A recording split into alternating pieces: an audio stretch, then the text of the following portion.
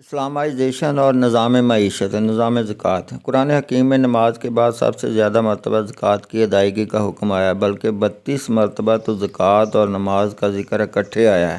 اس سے صاف طور پر یہ مطلب نکلتا ہے کہ اللہ کی نظر میں جس طرح ہمارے روحانی نظام کی بنیاد نماز ہونی چاہیے، اسی طرح ہماری معیشت اور فلاحی ریاست کی مادی بنیاد زکوٰۃ ہونی چاہیے، اور یہی وہ مرکز ہے جس کے گرد معیشت کی ساری عمارت تعمیر ہونی چاہیے۔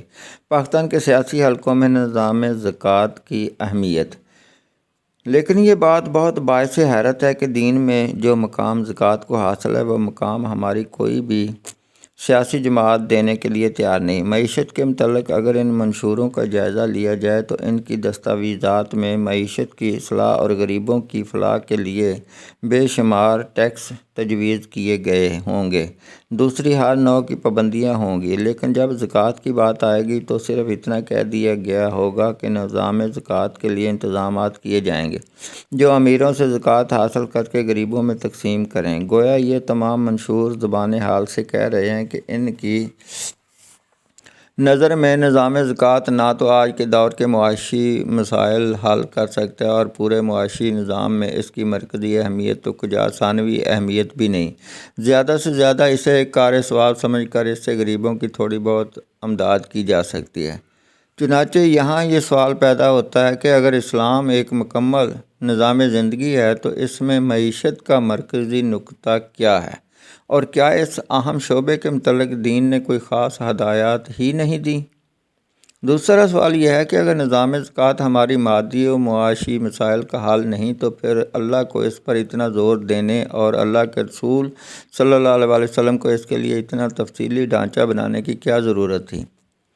کیا اتنا تفصیلی حساب کتاب محض ثواب کمانے کے لیے کیا جا رہا ہے؟ کیا خدا نے ایسی زکوٰۃ پر اجر و ثواب کا وعدہ کیا ہے جس سے مسلمانوں کی معیشت کا کوئی ایک مسئلہ بھی حل نہیں ہوتا، جبکہ اس سے نہ تو ملک و قوم کا کوئی مسئلہ حل ہو سکتا ہو اور نہ ہی اس سے ملک کے مفلوق الحال طبقے کی حالت مکمل طور پر سنور سکتی ہو؟ پھر تو اس کے بجائے یہ زیادہ بہتر ہوتا کہ محض خیرات کی تلقین کی جاتی، جو کہ ویسے بھی قرآن و حدیث میں کافی دفعہ کی گئی ہے۔ چنانچہ ہماری سیاسی تنظیموں نے جو طرز عمل اپنایا ہے وہ دین اسلام پر بڑے بنیادی اعتراضات وارد کرتا ہے۔ اگر یہ بات ہے تو پھر اس مہمے کا حل کیا ہے؟ دراصل یہ قصور کسی تنظیم کا نہیں۔ جب وہ دیکھتے ہیں کہ زکوٰۃ کی جو مدیں ہمارے ہاں پائی جاتی ہیں، ان سے جتنی آمدنی متوقع ہے، اس سے تو غریبوں کی اشک شوئی بھی نہیں ہو سکتی، کجا یہ کہ اس سے تمام کاروبار مملکت چلایا جائے، تو ان کے پاس اس کے سوا کوئی چارہ ہی نہیں رہ جاتا کہ معیشت کا مرکزی نقطہ تو اپنے ٹیکسوں کے نظام کو دیں اور ثواب کی خاطر زکوٰۃ کا تذکرہ بھی کر دیں۔ اس سے زکوٰۃ ایک مالی عبادت تو بن گئی، مگر اس کا نظام معیشت سے کوئی خاص تعلق نہ رہا۔ حالانکہ اصل حقیقت یہ نہیں ہے، نظام زکوٰۃ ہی ہماری معیشت کا مرکزی ادارہ ہے، یہی ہمارا ٹیکسیشن سسٹم ہے، یہی ہمارے بجٹ کی بنیاد ہے۔ بدقسمتی یہ ہوئی کہ پچھلے 1000 سال میں اجتہاد کا دروازہ بند ہونے کی وجہ سے بدلتے ہوئے تمدنی تقاضوں کے ساتھ اس کے ہم آہنگ ہونے کی بنیادیں ہی ہماری نظر سے اوجھل ہو گئیں، اور یہ ادارہ مکمل طور پر مردہ ہو گیا۔ صنعتی انقلاب کے بعد تو یہ ادارہ بالکل ہی غیر متعلق ہو گیا، اس لیے کہ کسی نے بھی یہ نہ سوچا کہ یہ ادارہ صنعتی انقلاب کے چیلنج کا جواب کیسے دے سکتا ہے۔ اس دوران فقہاء نے جتنے بھی قوانین بنائے وہ فرد کی ذات کے لیے تھے، ریاست کے لیے نہیں، اس لیے کہ ریاست زکوٰۃ کی تحصیل جیسے اہم کام سے کب کی دستبردار ہو چکی تھی۔ حالانکہ زکوٰۃ تو قرآن و سنت کی روح سے ہے ہی ایک اجتماعی چیز۔ رسول اللہ صلی اللہ علیہ وسلم اور خلفائے راشدین رضی اللہ تعالیٰ عنہم کے زمانے میں انفرادی زکوٰۃ کا کوئی تصور ہی موجود نہ تھا۔ یہ تصور تو بعد کے دور ملوکیت میں فقہائے کرام، ان پر اللہ کی رحمتیں، نے حالت اضطرار کے لیے تجویز کیا تھا، جس نے بدقسمتی سے اب اصل ادارے کی حیثیت اختیار کر لی ہے اور بنیادی ادارہ نظروں سے اوجھل ہو کر رہ گیا ہے۔ چنانچہ ہم اس سلسلے میں ایک ایک سوال لے کر صنعتی انقلاب کے چیلنج کو مد نظر رکھتے ہوئے اس کا جواب متعین کرنے کی کوشش کریں گے۔ کیا زکوٰۃ انفرادی طور پر دینے کی چیز ہے؟ سورہ حج کی آیت نمبر 41 میں 41 میں اسلامی حکومت کا یہ فریضہ بیان کیا گیا ہے کہ وہ زکوٰۃ کا نظام قائم کرے گی۔ سورہ مومنین کی آیت نمبر 4 میں ان تمام مسلمانوں سے فلاح کا وعدہ کیا گیا ہے جو زکوٰۃ کے نظام پر فائل ہوں۔ اور سورہ توبہ کی آیت نمبر 103 میں اللہ نے رسول اللہ صلی اللہ علیہ وسلم کو بحیثیت سربراہ مملکت یہ حکم دیا ہے کہ اسلامی حکومت کے شہریوں سے زکوٰۃ لے لیں۔ چنانچہ ان احکام الہی کے اتباع میں رسول اللہ صلی اللہ علیہ وسلم نے زکوٰۃ کی تحصیل کا پورا نظام قائم کر دیا۔ اس کے بعد خلفائے راشدین کے دور میں بھی یہ نظام پوری آب و تاب کے ساتھ قائم رہا، حتیٰ کہ حضرت ابوبکر صدیق رضی اللہ تعالیٰ عنہ نے مخالفین زکوٰۃ کے خلاف اعلان جہاد کیا، حالانکہ وہ کلمہ بھی پڑھتے تھے اور نماز بھی۔ بعد میں جب ریاستوں نے اس سے غفلت برتنی شروع کی تو ہمارے فقہا نے لوگوں کے لیے انفرادی زکوٰۃ نکالنے کے قواعد و ضوابط بنانے شروع کر دیے، تاکہ اللہ کی طرف سے عائد کردہ یہ فرض ریاستوں کی غفلت کے باوجود ادا کیا جاتا رہے۔ یہ قواعد افراد کے لیے تھے، لیکن آج کے دور میں انہیں ریاست سے متعلق سمجھ لیا گیا۔ اس غلط فہمی نے آج نظام زکوٰۃ میں بہت زیادہ پیچیدگیاں اور شکوک و شبہات پیدا کر دیے ہیں۔ پس مستقبل کی اسلامی حکومت کا یہ فریضہ ہوگا کہ وہ اپنی معیشت کی اسلامائزیشن کرتے وقت اس کا نیوکلیس نظام زکوٰۃ کو قرار دے۔ کیا زکوٰۃ کی رقم مملکت کے تمام کاموں میں لگائی جا سکتی ہے؟ سورہ توبہ کی آیت نمبر 60 میں مصارف زکوٰۃ کے ضمن میں عاملین علیہا کو بھی شامل کیا گیا ہے۔ اب حقیقت یہ ہے کہ صدر مملکت سے لے کر ایک سپاہی تک مملکت کا ہر ملازم کسی نہ کسی طریقے سے اس پورے نظام سے پیوستہ ہے، اس لیے تمام مملکتی مشینری کا خرچ زکوٰۃ کے مصارف میں آ جاتا ہے۔ گویا عاملین کا مطلب یہ ہے کہ وہ لوگ جو زکوٰۃ کے نظام پر مامور ہیں، یعنی ریاست۔ اس کا ایک ثبوت یہ ہے کہ خلفائے راشدین کے زمانے میں تمام گورنروں کو عامل کہا جاتا تھا۔ اس زمانے میں سرکاری خزانے یعنی بیت المال میں زکوٰۃ اور غیر زکوٰۃ کی آمدنی کے لیے کوئی علیحدہ مدیں یا رجسٹر نہیں تھے، بلکہ یہ تمام آمدنی زکوٰۃ سمیت ایک ہی جگہ جمع ہوتی تھی اور اس سے امیر المومنین سمیت تمام ملازمین حکومت کی تنخواہیں ادا کی جاتی تھیں۔ پوری تاریخ میں ایک لفظ بھی ایسا نہیں ہے جس سے یہ ثابت کیا جا سکے کہ اس مبارک دور میں زکوٰۃ کی آمدنی کو دوسری آمدنیوں سے علیحدہ رکھنے کے لیے کوئی خصوصی انتظام کیا گیا ہو۔ کیا حکومت کو زکوٰۃ کے علاوہ مزید ٹیکس لگانے کا اختیار ہے؟ سورہ توبہ کی ابتدائی آیات میں ایک اسلامی ریاست کا شہری بننے کی 3 شرائط بیان کی گئی ہیں۔ ایک یہ کہ وہ تمام برے کاموں سے توبہ کر لیں، دوسرا یہ کہ وہ نماز قائم کریں، تیسرا یہ کہ وہ زکوٰۃ کی ادائیگی کریں۔ جب وہ ایسا کریں تو پھر وہ اسلامی ریاست کے شہری ہیں، اور پھر حکومت کے لیے یہ جائز نہیں کہ ان کا راستہ پکڑے۔ یہی بات رسول اللہ صلی اللہ علیہ وسلم نے کہی کہ مجھے حکم دیا گیا ہے کہ میں لوگوں سے جنگ کروں یہاں تک کہ وہ کلمہ طیبہ کا اقرار کر لیں، نماز قائم کریں اور زکوٰۃ دیں۔ جب وہ یہ شرائط تسلیم کر لیں گے تو ان کی جانیں اور ان کے مال محفوظ ہو جائیں گے۔ جو ریاستیں اپنے شہریوں پر اندھا دھند ٹیکس لگاتی رہتی ہیں، ان کے بارے میں رسول اللہ صلی اللہ علیہ وسلم نے فرمایا کوئی ٹیکس وصول کرنے والا جنت میں داخل نہ ہوگا۔ گویا صاف بات یہ ہے کہ ایک اسلامی حکومت کو اپنے عوام پر زکوٰۃ کے علاوہ مزید ٹیکس لگانے کا اختیار نہیں۔ دور جدید کے جو اسکالرز حکومت کو ٹیکسیشن کا مزید اختیار دیتے ہیں، وہ کسی مثبت حکم کی بنیاد پر نہیں دیتے، بلکہ وہ اس پیچیدگی کا شکار ہیں کہ بہت سے حکومتی اداروں کے مصارف تو زکوٰۃ سے ادا نہیں کیے جا سکتے، لہٰذا ان کے لیے اس کے سوا کوئی چارہ ہی نہ رہا کہ وہ قرآن کی ان صریح نصوص کو نظر انداز کرتے ہوئے یہ کہیں کہ اسلامی ریاست کو مزید ٹیکسوں کا اختیار ہے۔ حالانکہ اگر وہ عاملین کے لفظ کی وسعت پر غور کر لیتے تو ان کا سارا مسئلہ حل ہو جاتا ہے۔ ان اسکالرز نے اس ضمن میں ایک حدیث سے استنباط کیا ہے جس کے الفاظ یہ ہیں: مسلمانوں کے مال میں زکوٰۃ کے علاوہ اللہ کے اور بھی حقوق ہیں۔ ان الفاظ سے ٹیکسیشن کا پورا جواز نکالنا غلط ہے۔ اس کا مطلب تو یہ ہے کہ زکوٰۃ کے علاوہ بھی مخیر مسلمانوں کو صدقات، خیرات اور انفاق کرنا چاہیے۔ اگر العرض سے یہ مطلب نہیں نکالا جا سکتا کہ حکومت کو عوام سے سب کچھ چھیننے کا اختیار ہے، تو اسی طرح اس حدیث سے بھی یہ مطلب نکالنا درست نہیں۔ کیا زکوٰۃ اور ٹیکس میں کوئی فرق ہے؟ بعض اہل علم زکوٰۃ اور ٹیکس میں فرق کرنے کی کوشش کرتے ہیں۔ ان کے خیال میں زکوٰۃ ایک عبادت ہے جبکہ ٹیکس کوئی عبادت نہیں ہے، کیونکہ اس سے کوئی تقدس وابستہ نہیں ہے۔ یہ فرق بالکل سطحی ہے۔ ٹیکس تو ہر اس رقم کو کہتے ہیں جو عوام اپنی حکومت کو ادا کرتے ہیں۔ اس لحاظ سے زکوٰۃ ایک حیثیت میں عبادت ہے اور دوسری میں ایک ٹیکس۔ اسی طرح کسی بھی دوسرے ٹیکس سے تقدس وابستہ کیا جا سکتا ہے، وہ اس طرح کہ اگر کوئی فرد اسلامی حکومت کو یہ سمجھ کر کوئی ٹیکس دے کہ اس طرح وہ اس ریاست کی مضبوطی اور خوشحالی کا سامان کر رہا ہے تو یہ اس کے لیے عین عبادت ہے۔ ان اہل علم کو اس طرح کی باتیں کرنے پر اس لیے مجبور ہونا پڑا ہے کہ ان کو کسی نہ کسی طرح دوسرے ٹیکسوں کا جواز پیدا کرنا ہے، کیونکہ زکوٰۃ کے روایتی تصور سے جو آمدنی متوقع ہو سکتی ہے وہ ان کے خیال میں، جو کہ بذات خود بحالت موجود بالکل ٹھیک خیال ہے، ایک ریاست کے تمام اداروں کی دیکھ بھال کے لیے کافی نہیں ہو سکتی۔ زکوٰۃ واجب ہونے کی بعض شرائط پر تنقید۔ زکوٰۃ واجب ہونے کے لیے ایک شرط مسلمان ہونا ہے۔ یہ شرط بذات خود بالکل صحیح ہے، لیکن اس سے یہ غلط فہمی نہیں ہونی چاہیے کہ اسلامی ریاست غیر مسلموں پر کوئی ٹیکس عائد نہیں کر سکتی۔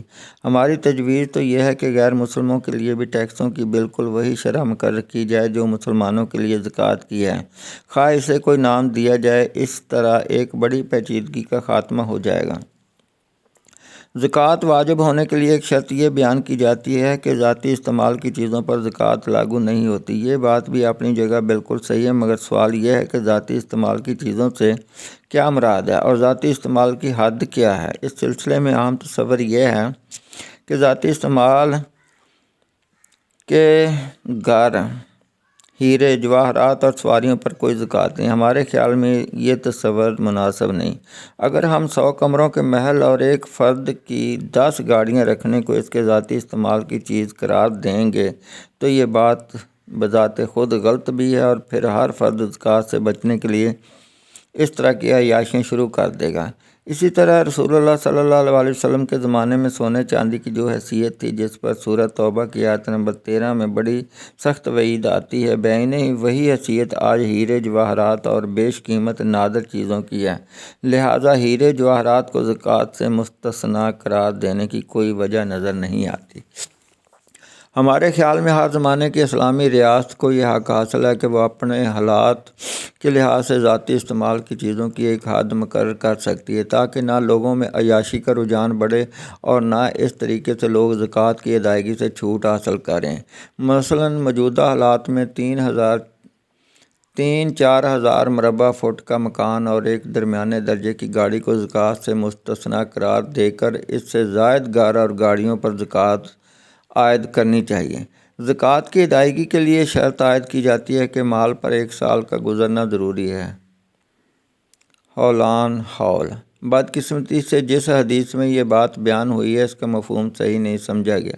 اصل بات یہ ہے کہ زکوٰۃ سال میں صرف ایک بار ہی لی جا سکتی ہے۔ ایک اسلامی حکومت کسی معینہ تاریخ کا اعلان کر کے اسی تاریخ پر زکوٰۃ وصول کرنے کی پابند ہے۔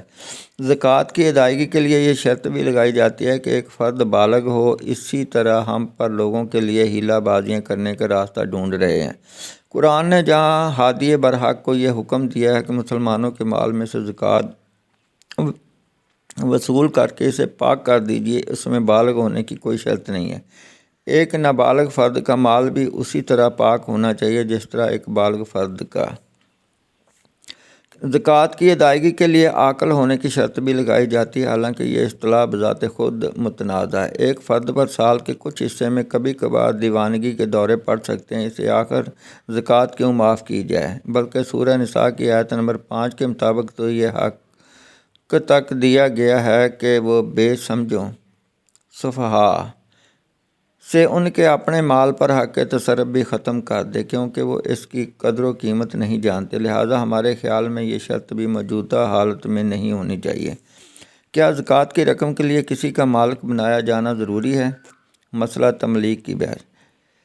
کہا جاتا ہے کہ یہ لازم ہے کہ زکوٰۃ ادا کرتے وقت کسی فرد کو اس کا مالک بنایا جانا ضروری ہے۔ یہ شرط مان لی جائے تو اس کا مطلب یہ ہوا کہ زکوٰۃ کی رقم بھیک منگوں ہی کے کام آ سکتی ہے، اور اس سے اجتماعی نوعیت کا کوئی کام ممکن نہیں، مثلا سڑک، انڈسٹری، اسکول، ڈسپینسری وغیرہ، یعنی اس سے ملک و قوم کی بہتری کا کوئی کام کیا ہی نہیں جا سکتا۔ اس شرط کے تسلیم کرنے سے زکوٰۃ کی پوری روح ختم ہو کر رہ جاتی ہے، لہذا ہماری نظر میں یہ شرط زکوٰۃ کی پوری اسکیم کے خلاف ہے۔ اس کے بجائے اصول یہ ہے کہ زکوٰۃ کی رقم ہر اجتماعی کام میں بغیر کسی کراہت کے صرف کی جا سکتی ہے اور بوقت ضرورت افراد کو بھی جا سکتی ہے۔ مولانا امین احسن اصلاحی نے اسی مسئلے پر توضیحات میں نہایت شافی بحث کی ہے۔ صنعتی اداروں کی زکوٰۃ۔ صنعتی اداروں کے متعلق ہمارے ہاں تصور یہ ہے کہ یہ اموال تجارت کی طرح ہے، یعنی سال کے آخر میں جو کچھ موجود ہو اس پر 2.5% زکوٰۃ لی جائے۔ ہماری نظر میں یہ بات دو وجوہ کی بنیاد پر صحیح نہیں ہے۔ ایک یہ کہ صنعت کاروبار نہیں ہے بلکہ پیداوار کو جنم دیتی ہے، اسی لیے ہمیشہ صنعتی پیداوار کا لفظ استعمال کیا جاتا ہے۔ دوسرا یہ کہ یہ بھی عین ممکن ہے کہ سال کے آخر میں نہ کوئی خام مال ہو اور نہ کوئی تیار مال، کیونکہ خام مال مصنوعات کی تیاری میں لگ جاتا ہے اور تیار مال فروخت کے لیے بیچ دیا جاتا ہے، لہذا کسی چیز پر زکوٰۃ دینے کی نوبت ہی نہیں آتی۔ اس لیے ہماری نظر میں صنعتی پیداوار پر زرعی پیداوار کا اصول لاگو کر کے اس پر 10% عشر نافذ ہونا چاہیے۔ 10% اس لیے کہ آج کل کے صنعتی قوانین کے مطابق صنعت چلانے والے یعنی ڈائریکٹرز اپنی محنت کا علیحدہ معاوضہ تنخواہ کی صورت میں پہلے ہی وصول کر لیتے ہیں، یوں ان کی ذاتی محنت صنعتی پیداوار میں شامل نہیں ہوتی۔ اگر اس تصور کو مروجہ اصطلاح میں سمجھنے کی کوشش کی جائے تو اسے ویلیو ایڈڈ ٹیکس کہا جا سکتا ہے۔ اس طرح تمام صنعتی پیداوار کا 10% براہ راست زکوٰۃ کی مد میں آ سکے گا۔ جہاں جہاں مالکان ڈائریکٹرز کی حیثیت سے تنخواہ نہیں لیتے وہاں پیداوار کا 5% لیا جائے گا۔ اس سے قارئین خود اندازہ لگا سکتے ہیں کہ صرف اسی مد میں ریاست کو کتنی بڑی آمدنی متوقع ہے۔ زائدہ ضرورت گھروں، سواریوں، پلاٹوں وغیرہ پر زکوٰۃ۔ جیسا کہ ہم نے پہلے وضاحت کی، ایک خاص مقدار سے زیادہ کی تمام اشیاء پر زکوٰۃ ہونی چاہیے۔ گویا زائد ضرورت گھر کے حصے، زائد گھر، گاڑیاں، پلاٹس، بڑے بڑے محلات، سوئمنگ پول اور اسی قبیل کی دوسری تمام چیزوں کی قیمت کا حساب لگا کر اس پر 2.5% زکوٰۃ عائد کرنی ضروری ہے۔ اس طرح ہم ارتکاز، دولت، عیاشی اور نمود و نمائش کی ذہنیت کا مکمل طور پر خاتمہ کر سکیں گے۔ ہوٹلوں، دکانوں اور گھروں کے کرائے پر زکوٰۃ۔ اس ضمن میں عام تصور یہ ہے کہ ان پر فی نفس سے ہی کوئی زکوٰۃ لاگو نہیں ہوتی، بلکہ اس کی کمائی سے جو بچت ہو اس پر سال گزر جائے تو پھر جو کچھ رہ جائے اس پر 2.5% زکوٰۃ عائد ہوتی ہے، گویا مکمل معافی۔ ہماری نظر میں یہ درست نہیں، بلکہ یہ ہوٹل، دکان، گھر وغیرہ بھی اس فصل کی طرح ہیں جو ہر مہینے پیداوار دیتی ہے، لہذا اس پر 10% عشر ہونا چاہیے۔ یعنی اگر ایک گھر کا کرایہ 10,000 روپے ماہانہ ہے تو اس میں سے ہر مہینے 1,000 روپے زکوٰۃ فنڈ میں چلے جائیں گے۔ کیا ریاست کو بعض اوقات زکوٰۃ معاف کرنے کا اختیار ہے؟ اگر بعض اوقات ریاست مخصوص حالات میں کچھ مخصوص چیزوں پر زکوٰۃ معاف کرنا چاہے تو اسے اس کا اختیار ہے۔ رسول اللہ صلی اللہ علیہ وسلم نے اپنے زمانے میں گھوڑوں پر زکوٰۃ معاف کر دی تھی تاکہ لوگ جہاد کے لیے زیادہ سے زیادہ گھوڑے پالیں۔ جب حضرت عمر فاروق رضی اللہ تعالیٰ عنہ کے دور میں باقاعدہ فوج بن گئی اور اس کی ضرورت نہ رہی تو انہوں نے گھوڑوں پر زکوٰۃ عائد کر دی۔ اسی طرح رسول اللہ صلی اللہ علیہ وسلم کے دور میں ترکاریوں وغیرہ پر بھی زکوٰۃ عائد نہیں تھی، اس لیے کہ ان کے جلد خراب ہونے کی خاصیت کی بنا پر ان کے جمع کرنے کا کوئی انتظام اس وقت ممکن نہیں تھا۔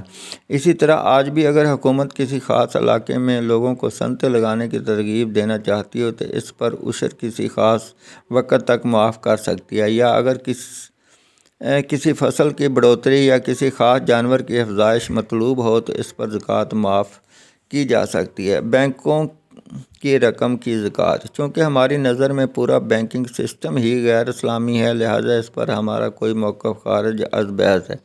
البتہ ہم نے اسٹیٹ ٹریجری کا جو تصور پیش کیا ہے، چونکہ وہ ساری کی ساری رقم ہر وقت اجتماعی فائدے کے لیے موجود رہتی ہے، دوسری طرف ایک فرد کا سرمایہ بھی محفوظ رہتا ہے، لہذا ریاست چاہے تو اس پر زکوٰۃ لے اور چاہے تو نہ لے۔ پاکستان کی صورتحال میں ہماری رائے میں حکمت عملی یہ ہونی چاہیے کہ جب تک اس رقم سے لگائی گئی صنعتوں تفصیلات کے لیے باب 8 ملاحظہ کیجیے۔ کوئی آمدنی شروع نہ ہو تب تک اس پر کوئی زکوٰۃ نہ لی جائے تاکہ لوگوں کو ریاستی خزانے میں رقم جمع کرنے کی ترغیب ملے، اور جب اس سے آمدنی شروع ہو تو بچت کنندگان کو آمدنی میں سے بھی حصہ دیا جائے اور ان سے زکوٰۃ بھی کاٹی جائے۔ کیا زکوٰۃ ریاستی ضروریات کی کفالت کر سکتی ہے؟ باب 8 میں ہم نے یہ نتیجہ نکالا تھا کہ ایک اسلامی حکومت کے پاس 4 ذرائع آمدن ہوتے ہیں: زکوٰۃ، مالی جرمانے، خدمات، بجلی، پانی، گیس وغیرہ کے معاوضے، اور اسٹیٹ پراپرٹی کی آمدنی میں حکومت کا متعین حصہ خراج۔ اس کے علاوہ تمام عوامی بچتیں ریاستی خزانہ میں جمع کی جاتی ہیں اور پرائیویٹ بینکنگ کا کوئی تصور نہیں ہوتا۔ ان معروضات کی بنیاد پر ہم نے جو خاکہ بنایا تھا، اس سے یہ بخوبی ثابت ہوتا ہے کہ ان بنیادوں پر بنائی جانے والی معاشی پالیسی والی ریاست کے پاس موجودہ صورتحال سے کئی گنا زیادہ سرمایہ ہر وقت موجود ہوگا۔ اسے کبھی بھی خسارے کی سرمایہ کاری کی ضرورت محسوس نہیں ہوگی اور عام طور پر باہر سے قرضے لینے کی ضرورت بھی نہ رہے گی۔ ہمارے سامنے اصل مسئلہ یہ ہے کہ زکوٰۃ کا جو سرمایہ دارانہ انفرادی تصور ہمارے ہاں جڑ پکڑ گیا ہے، اس تصور کو توڑ کر قرآن و سنت سے استنباط کر کے فلاحی اور اتحادی نقطہ نظر اختیار کر کے ملک و قوم کے سلگتے ہوئے مسائل کو حل کرنے کی صحیح کی جائے۔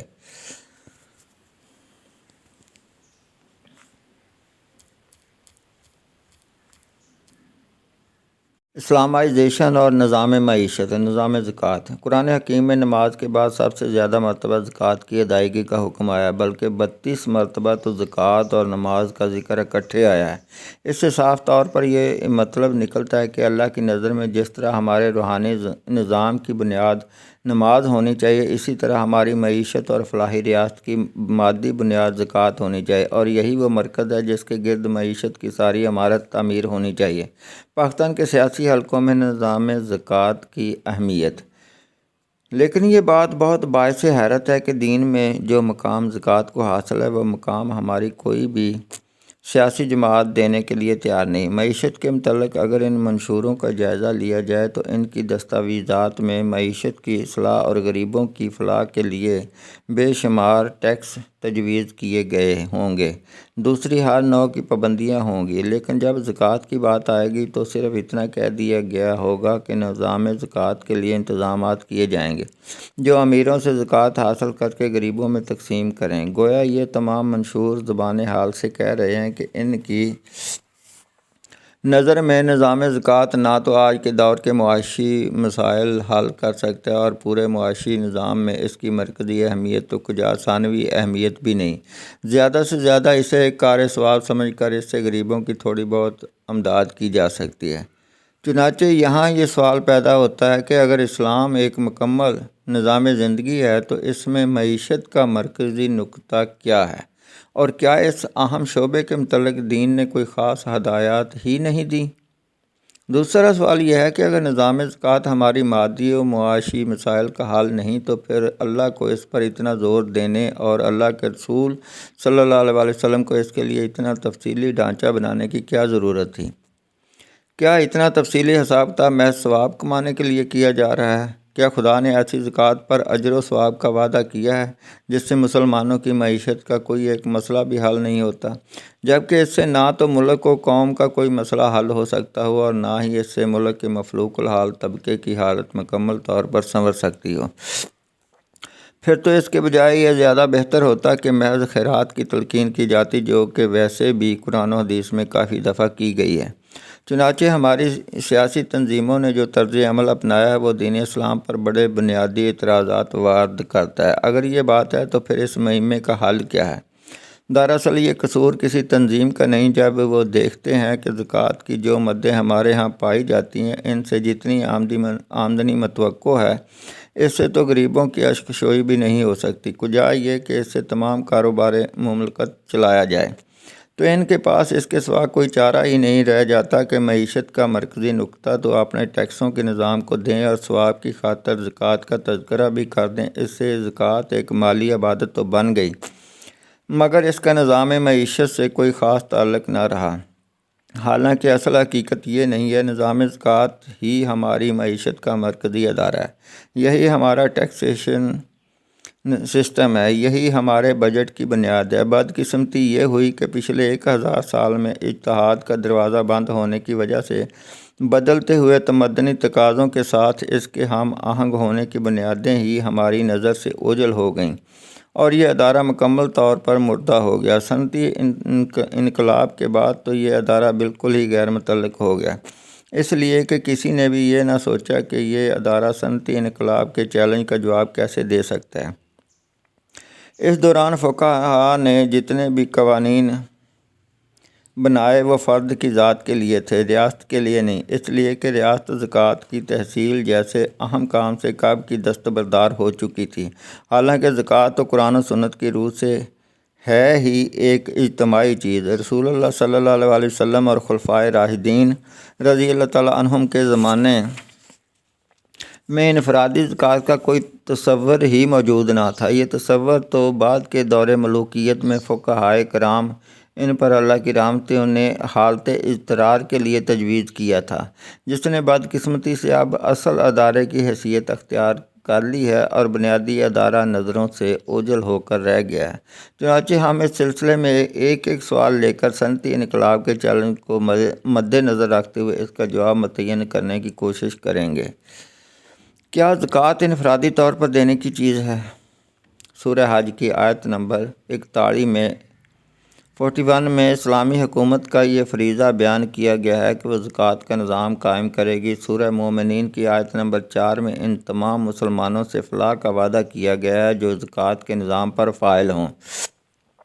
اور سورہ توبہ کی آیت نمبر 103 میں اللہ نے رسول اللہ صلی اللہ علیہ وسلم کو بحیثیت سربراہ مملکت یہ حکم دیا ہے کہ اسلامی حکومت کے شہریوں سے زکوٰۃ لے لیں۔ چنانچہ ان احکام الہی کے اتباع میں رسول اللہ صلی اللہ علیہ وسلم نے زکوٰۃ کی تحصیل کا پورا نظام قائم کر دیا۔ اس کے بعد خلفائے راشدین کے دور میں بھی یہ نظام پوری آب و تاب کے ساتھ قائم رہا، حتیٰ کہ حضرت ابوبکر صدیق رضی اللہ تعالیٰ عنہ نے مخالفین زکوٰۃ کے خلاف اعلان جہاد کیا، حالانکہ وہ کلمہ بھی پڑھتے تھے اور نماز بھی۔ بعد میں جب ریاستوں نے اس سے غفلت برتنی شروع کی تو ہمارے فقہا نے لوگوں کے لیے انفرادی زکوٰۃ نکالنے کے قواعد و ضوابط بنانے شروع کر دیے تاکہ اللہ کی طرف سے عائد کردہ یہ فرض ریاستوں کی غفلت کے باوجود ادا کیا جاتا رہے۔ یہ قواعد افراد کے لیے تھے، لیکن آج کے دور میں انہیں ریاست سے متعلق سمجھ لیا گیا۔ اس غلط فہمی نے آج نظام زکوٰۃ میں بہت زیادہ پیچیدگیاں اور شکوک و شبہات پیدا کر دیے ہیں۔ پس مستقبل کی اسلامی حکومت کا یہ فریضہ ہوگا کہ وہ اپنی معیشت کی اسلامائزیشن کرتے وقت اس کا نیوکلیس نظام زکوٰۃ کو قرار دے۔ کیا زکوٰۃ کی رقم مملکت کے تمام کاموں میں لگائی جا سکتی ہے؟ سورہ توبہ کی آیت نمبر 60 میں مصارف زکوٰۃ کے ضمن میں عاملین علیہا کو بھی شامل کیا گیا ہے۔ اب حقیقت یہ ہے کہ صدر مملکت سے لے کر ایک سپاہی تک مملکت کا ہر ملازم کسی نہ کسی طریقے سے اس پورے نظام سے پیوستہ ہے، اس لیے تمام مملکتی مشینری کا خرچ زکوٰۃ کے مصارف میں آ جاتا ہے۔ گویا عاملین کا مطلب یہ ہے کہ وہ لوگ جو زکوٰۃ کے نظام پر مامور ہیں، یعنی ریاست۔ اس کا ایک ثبوت یہ ہے کہ خلفائے راشدین کے زمانے میں تمام گورنروں کو عامل کہا جاتا تھا۔ اس زمانے میں سرکاری خزانے یعنی بیت المال میں زکوٰۃ اور غیر زکوٰۃ کی آمدنی کے لیے کوئی علیحدہ مدیں یا رجسٹر نہیں تھے، بلکہ یہ تمام آمدنی زکوٰۃ سمیت ایک ہی جگہ جمع ہوتی تھی اور اس سے امیر المومنین سمیت تمام ملازمین حکومت کی تنخواہیں ادا کی جاتی تھیں۔ پوری تاریخ میں ایک لفظ بھی ایسا نہیں ہے جس سے یہ ثابت کیا جا سکے کہ اس مبارک دور میں زکوٰۃ کی آمدنی کو دوسری آمدنیوں سے علیحدہ رکھنے کے لیے کوئی خصوصی انتظام کیا گیا ہو۔ کیا حکومت کو زکوٰۃ کے علاوہ مزید ٹیکس لگانے کا اختیار ہے؟ سورہ توبہ کی ابتدائی آیات میں ایک اسلامی ریاست کا شہری بننے کی 3 شرائط بیان کی گئی ہیں۔ ایک یہ کہ وہ تمام برے کاموں سے توبہ کر لیں، دوسرا یہ کہ وہ نماز قائم کریں، تیسرا یہ کہ وہ زکوٰۃ کی ادائیگی کریں۔ جب وہ ایسا کریں تو پھر وہ اسلامی ریاست کے شہری ہیں اور پھر حکومت کے لیے یہ جائز نہیں کہ ان کا راستہ پکڑے۔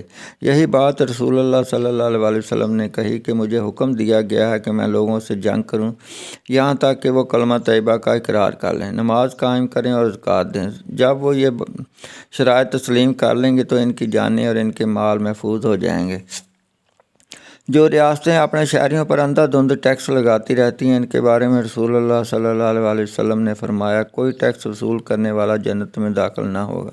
گویا صاف بات یہ ہے کہ ایک اسلامی حکومت کو اپنے عوام پر زکوٰۃ کے علاوہ مزید ٹیکس لگانے کا اختیار نہیں۔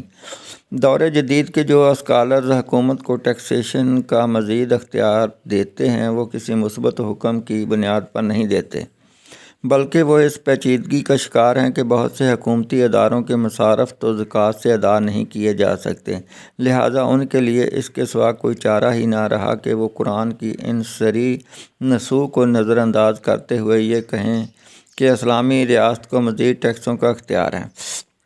حالانکہ اگر وہ عاملین کے لفظ کی وسعت پر غور کر لیتے تو ان کا سارا مسئلہ حل ہو جاتا ہے۔ ان اسکالرز نے اس ضمن میں ایک حدیث سے استنباط کیا ہے جس کے الفاظ یہ ہیں، مسلمانوں کے مال میں زکوٰۃ کے علاوہ اللہ کے اور بھی حقوق ہیں۔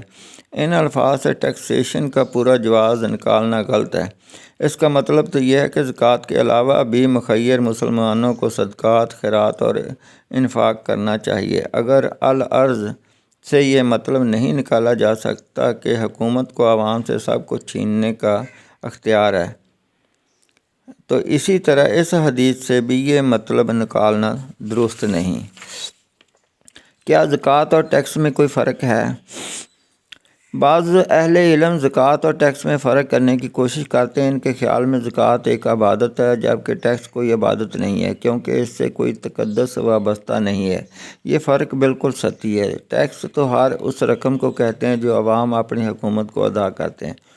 اس لحاظ سے زکوٰۃ ایک حیثیت میں عبادت ہے اور دوسری میں ایک ٹیکس۔ اسی طرح کسی بھی دوسرے ٹیکس سے تقدس وابستہ کیا جا سکتا ہے، وہ اس طرح کہ اگر کوئی فرد اسلامی حکومت کو یہ سمجھ کر کوئی ٹیکس دے کہ اس طرح وہ اس ریاست کی مضبوطی اور خوشحالی کا سامان کر رہا ہے، تو یہ اس کے لیے عین عبادت ہے۔ ان اہل علم کو اس طرح کی باتیں کرنے پر اس لیے مجبور ہونا پڑا ہے کہ ان کو کسی نہ کسی طرح دوسرے ٹیکسوں کا جواز پیدا کرنا ہے، کیونکہ زکوٰۃ کے روایتی تصور سے جو آمدنی متوقع ہو سکتی ہے، وہ ان کے خیال میں، جو کہ بذات خود بحالت موجود بالکل ٹھیک خیال ہے، ایک ریاست کے تمام اداروں کی دیکھ بھال کے لیے کافی نہیں ہو سکتی۔ زکوٰۃ واجب ہونے کی بعض شرائط پر تنقید۔ زکوٰۃ واجب ہونے کے لیے ایک شرط مسلمان ہونا ہے۔ یہ شرط بذات خود بالکل صحیح ہے، لیکن اس سے یہ غلط فہمی نہیں ہونی چاہیے کہ اسلامی ریاست غیر مسلموں پر کوئی ٹیکس عائد نہیں کر سکتی۔ ہماری تجویز تو یہ ہے کہ غیر مسلموں کے لیے بھی ٹیکسوں کی بالکل وہی شرح مقرر کی جائے جو مسلمانوں کے لیے زکوٰۃ کی ہے، خواہ اسے کوئی نام دیا جائے۔ اس طرح ایک بڑی پیچیدگی کا خاتمہ ہو جائے گا۔ زکوٰۃ واجب ہونے کے لیے ایک شرط یہ بیان کی جاتی ہے کہ ذاتی استعمال کی چیزوں پر زکوٰۃ لاگو نہیں ہوتی۔ یہ بات بھی اپنی جگہ بالکل صحیح ہے، مگر سوال یہ ہے کہ ذاتی استعمال کی چیزوں سے کیا مراد ہے اور ذاتی استعمال کی حد کیا ہے؟ اس سلسلے میں عام تصور یہ ہے کہ ذاتی استعمال کے گھر، ہیرے جواہرات اور سواریوں پر کوئی زکوٰۃ نہیں۔ ہمارے خیال میں یہ تصور مناسب نہیں۔ اگر ہم 100 کمروں کے محل اور ایک فرد کی 10 گاڑیاں رکھنے کو اس کے ذاتی استعمال کی چیز قرار دیں گے تو یہ بات بذات خود غلط بھی ہے، اور پھر ہر فرد زکوٰۃ سے بچنے کے لیے اس طرح کی عیاشیاں شروع کر دے گا۔ اسی طرح رسول اللہ صلی اللہ علیہ وسلم کے زمانے میں سونے چاندی کی جو حیثیت تھی، جس پر سورۃ توبہ کی آیت نمبر 13 میں بڑی سخت وعید آتی ہے، بعینہ ہی وہی حیثیت آج ہیرے جواہرات اور بیش قیمت نادر چیزوں کی ہے۔ لہٰذا ہیرے جواہرات کو زکوٰۃ سے مستثنیٰ قرار دینے کی کوئی وجہ نظر نہیں آتی۔ ہمارے خیال میں ہر زمانے کی اسلامی ریاست کو یہ حق حاصل ہے کہ وہ اپنے حالات کے لحاظ سے ذاتی استعمال کی چیزوں کی ایک حد مقرر کر سکتی ہے، تاکہ نہ لوگوں میں عیاشی کا رجحان بڑھے اور نہ اس طریقے سے لوگ زکوٰۃ کی ادائیگی سے چھوٹ حاصل کریں۔ مثلاً موجودہ حالات میں 3-4 ہزار مربع فٹ کا مکان اور ایک درمیانے درجے کی گاڑی کو زکوٰۃ سے مستثنیٰ قرار دے کر اس سے زائد گھر اور گاڑیوں پر زکوٰۃ عائد کرنی چاہیے۔ زکوٰۃ کی ادائیگی کے لیے شرط عائد کی جاتی ہے کہ مال پر 1 سال کا گزرنا ضروری ہے، حولان حول۔ بدقسمتی سے جس حدیث میں یہ بات بیان ہوئی ہے اس کا مفہوم صحیح نہیں سمجھا گیا۔ اصل بات یہ ہے کہ زکوٰۃ سال میں صرف ایک بار ہی لی جا سکتی ہے۔ ایک اسلامی حکومت کسی معینہ تاریخ کا اعلان کر کے اسی تاریخ پر زکوٰۃ وصول کرنے کی پابند ہے۔ زکوٰۃ کی ادائیگی کے لیے یہ شرط بھی لگائی جاتی ہے کہ ایک فرد بالغ ہو۔ اسی طرح ہم پر لوگوں کے لیے ہیلہ بازیاں کرنے کا راستہ ڈھونڈ رہے ہیں۔ قرآن نے جہاں ہادی برحق کو یہ حکم دیا ہے کہ مسلمانوں کے مال میں سے زکوٰۃ وصول کر کے اسے پاک کر دیجیے، اس میں بالغ ہونے کی کوئی شرط نہیں ہے۔ ایک نابالغ فرد کا مال بھی اسی طرح پاک ہونا چاہیے جس طرح ایک بالغ فرد کا۔ زکوٰۃ کی ادائیگی کے لیے عاقل ہونے کی شرط بھی لگائی جاتی ہے، حالانکہ یہ اصطلاح بذات خود متنازع ہے۔ ایک فرد پر سال کے کچھ حصے میں کبھی کبھار دیوانگی کے دورے پڑ سکتے ہیں، اسے آخر زکوٰۃ کیوں معاف کی جائے؟ بلکہ سورہ نساء کی آیت نمبر 5 کے مطابق تو یہ حق تک دیا گیا ہے کہ وہ بے سمجھوں سفہاء سے ان کے اپنے مال پر حق تصرف بھی ختم کر دے، کیونکہ وہ اس کی قدر و قیمت نہیں جانتے۔ لہٰذا ہمارے خیال میں یہ شرط بھی موجودہ حالت میں نہیں ہونی چاہیے۔ کیا زکوٰۃ کی رقم کے لیے کسی کا مالک بنایا جانا ضروری ہے؟ مسئلہ تملیک کی بحث۔ کہا جاتا ہے کہ یہ لازم ہے کہ زکوٰۃ ادا کرتے وقت کسی فرد کو اس کا مالک بنایا جانا ضروری ہے۔ یہ شرط مان لی جائے تو اس کا مطلب یہ ہوا کہ زکوٰۃ کی رقم بھیک منگوں ہی کے کام آ سکتی ہے اور اس سے اجتماعی نوعیت کا کوئی کام ممکن نہیں، مثلا سڑک، انڈسٹری، اسکول، ڈسپنسری وغیرہ، یعنی اس سے ملک و قوم کی بہتری کا کوئی کام کیا ہی نہیں جا سکتا۔ اس شرط کے تسلیم کرنے سے زکوٰۃ کی پوری روح ختم ہو کر رہ جاتی ہے۔ لہٰذا ہماری نظر میں یہ شرط زکوٰۃ کی پوری اسکیم کے خلاف ہے۔ اس کے بجائے اصول یہ ہے کہ زکوٰۃ کی رقم ہر اجتماعی کام میں بغیر کسی کراہت کے صرف کی جا سکتی ہے اور بوقت ضرورت افراد کو بھی جا سکتی ہے۔ مولانا امین احسن اصلاحی نے اسی مسئلے پر توضیحات میں نہایت شافی بحث کی ہے۔ صنعتی اداروں کی زکوٰۃ۔ صنعتی اداروں کے متعلق ہمارے ہاں تصور یہ ہے کہ یہ اموال تجارت کی طرح ہے، یعنی سال کے آخر میں جو کچھ موجود ہو اس پر 2.5% زکوٰۃ لی جائے۔ ہماری نظر میں یہ بات دو وجوہ کی بنیاد پر صحیح نہیں ہے۔ ایک یہ کہ صنعت کاروبار نہیں ہے بلکہ پیداوار کو جنم دیتی ہے، اسی لیے ہمیشہ صنعتی پیداوار کا لفظ استعمال کیا جاتا ہے۔ دوسرا یہ کہ یہ بھی عین ممکن ہے کہ سال کے آخر میں نہ کوئی خام مال ہو اور نہ کوئی تیار مال، کیونکہ خام مال مصنوعات کی تیاری میں لگ جاتا ہے اور تیار مال فروخت کے لیے بھیج دیا جاتا ہے، لہٰذا کسی چیز پر زکوٰۃ دینے کی نوبت ہی نہیں آتی۔ اس لیے ہماری نظر میں صنعتی پیداوار پر زرعی پیداوار کا اصول لاگو کر کے اس پر 10% عشر نافذ ہونا چاہیے۔ 10% اس لیے کہ آج کل کے صنعتی قوانین کے مطابق صنعت چلانے والے یعنی ڈائریکٹرز اپنی محنت کا علیحدہ معاوضہ تنخواہ کی صورت میں پہلے ہی وصول کر لیتے ہیں، یوں ان کی ذاتی محنت صنعتی پیداوار میں شامل نہیں ہوتی۔ اگر اس تصور کو مروجہ اصطلاح میں سمجھنے کی کوشش کی جائے تو اسے ویلیو ایڈڈ ٹیکس کہا جا سکتا ہے۔ اس طرح تمام صنعتی پیداوار کا 10% براہ راست زکوٰۃ کی مد میں آ سکے گا۔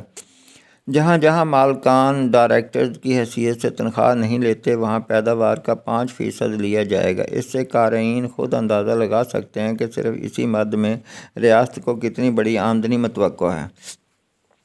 زائدہ ضرورت گھروں، سواریوں، پلاٹوں وغیرہ پر زکوٰۃ۔ جیسا کہ ہم نے پہلے وضاحت کی، ایک خاص مقدار سے زیادہ کی تمام اشیاء پر زکوٰۃ ہونی چاہیے۔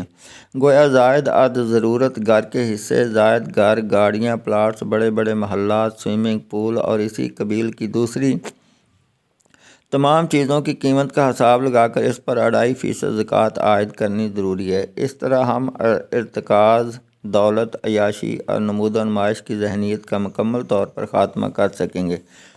ہوٹلوں، دکانوں اور گھروں کے کرائے پر زکوٰۃ۔ اس ضمن میں عام تصور یہ ہے کہ ان پر فی نفس سے ہی کوئی زکوٰۃ لاگو نہیں ہوتی، بلکہ اس کی کمائی سے جو بچت ہو اس پر سال گزر جائے تو پھر جو کچھ رہ جائے اس پر 2.5% زکوٰۃ عائد ہوتی ہے، گویا مکمل معافی۔ ہماری نظر میں یہ درست نہیں، بلکہ یہ ہوٹل، دکان، گھر وغیرہ بھی اس فصل کی طرح ہیں جو ہر مہینے پیداوار دیتی ہے، لہٰذا اس پر 10% عشر ہونا چاہیے۔ یعنی اگر ایک گھر کا کرایہ 10,000 روپے ماہانہ ہے تو اس میں سے ہر مہینے 1,000 روپے زکوٰۃ فنڈ میں چلے جائیں گے۔ کیا ریاست کو بعض اوقات زکوٰۃ معاف کرنے کا اختیار ہے؟ اگر بعض اوقات ریاست مخصوص حالات میں کچھ مخصوص چیزوں پر زکوٰۃ معاف کرنا چاہے تو اسے اس کا اختیار ہے۔ رسول اللہ صلی اللہ علیہ وسلم نے اپنے زمانے میں گھوڑوں پر زکوٰۃ معاف کر دی تھی تاکہ لوگ جہاد کے لیے زیادہ سے زیادہ گھوڑے پالیں۔ جب حضرت عمر فاروق رضی اللہ تعالیٰ عنہ کے دور میں باقاعدہ فوج بن گئی اور اس کی ضرورت نہ رہی تو انہوں نے گھوڑوں پر زکوٰۃ عائد کر دی۔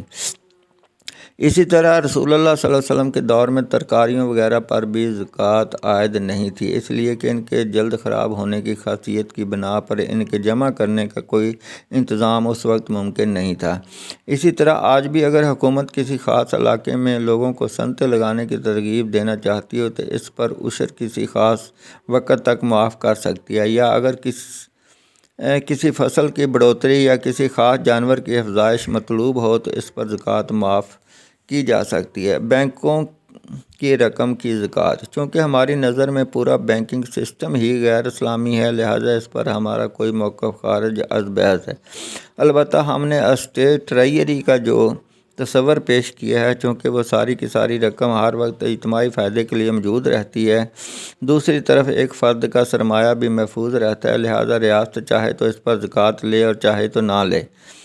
پاکستان کی صورتحال میں ہماری رائے میں حکمت عملی یہ ہونی چاہیے کہ جب تک اس رقم سے لگائی گئی صنعتوں تفصیلات کے لیے باب ہشت ملاحظہ کیجیے کوئی آمدنی شروع نہ ہو تب تک اس پر کوئی زکوٰۃ نہ لی جائے، تاکہ لوگوں کو ریاستی خزانے میں رقم جمع کرنے کی ترغیب ملے، اور جب اس سے آمدنی شروع ہو تو بچت کنندگان کو آمدنی میں سے بھی حصہ دیا جائے اور ان سے زکوٰۃ بھی کاٹی جائے۔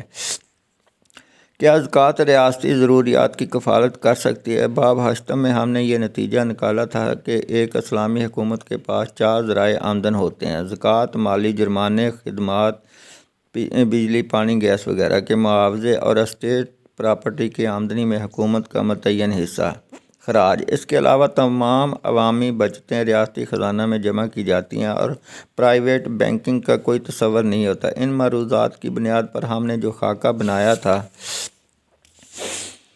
اس سے یہ بخوبی ثابت ہوتا ہے کہ ان بنیادوں پر بنائی جانے والی معاشی پالیسی والی ریاست کے پاس موجودہ صورتحال سے کئی گنا زیادہ سرمایہ ہر وقت موجود ہوگا۔ اسے کبھی بھی خسارے کی سرمایہ کاری کی ضرورت محسوس نہیں ہوگی اور عام طور پر باہر سے قرضے لینے کی ضرورت بھی نہ رہے گی۔ ہمارے سامنے اصل مسئلہ یہ ہے کہ زکوٰۃ کا جو سرمایہ دارانہ انفرادی تصور ہمارے ہاں جڑ پکڑ گیا ہے، اس تصور کو توڑ کر قرآن و سنت سے استنباط کر کے فلاحی اور اجتہادی نقطہ نظر اختیار کر کے ملک و قوم کے سلگتے ہوئے مسائل کو حل کرنے کی صحیح کی جائے۔